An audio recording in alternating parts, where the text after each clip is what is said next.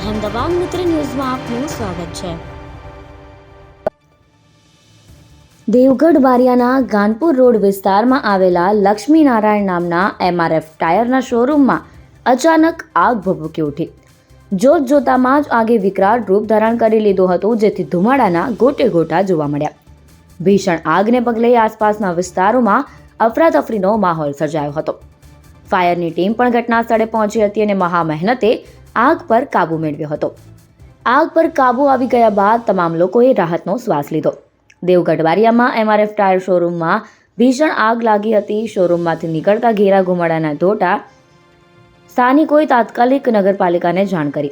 આ ઘટનાની જાણ થતાં જ નગરપાલિકાનું ફાયર ફાઇટર અને ચીફ ઓફિસર સહિતનો સ્ટાફ તુરંત ઘટના સ્થળે પહોંચી ગયો। જોકે પૂરતા ફાયર ફાઇટિંગ સાધનોના અભાવે આગે વધુ વિકરાળ સ્વરૂપ ધારણ કર્યું હોવાની લોકમુખે ચર્ચા થઈ રહી છે। આ પરિસ્થિતિમાં નગરપાલિકાના ફાયર ફાઇટર્સ ઉપરાંત સ્થાનિક નાગરિકો પણ આગ બુઝાવવાની કામગીરીમાં જોડાયા હતા।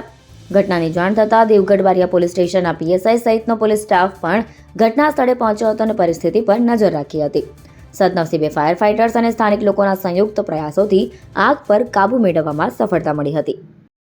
અહેમદાબાદ મિત્ર ન્યૂઝની YouTube ચેનલને સબસ્ક્રાઇબ કરો અને બેલ આઇકોન જરૂરથી દબાવો, જેથી દરેક મહત્વના વિડીયોની નોટિફિકેશન તમને મળતી રહે।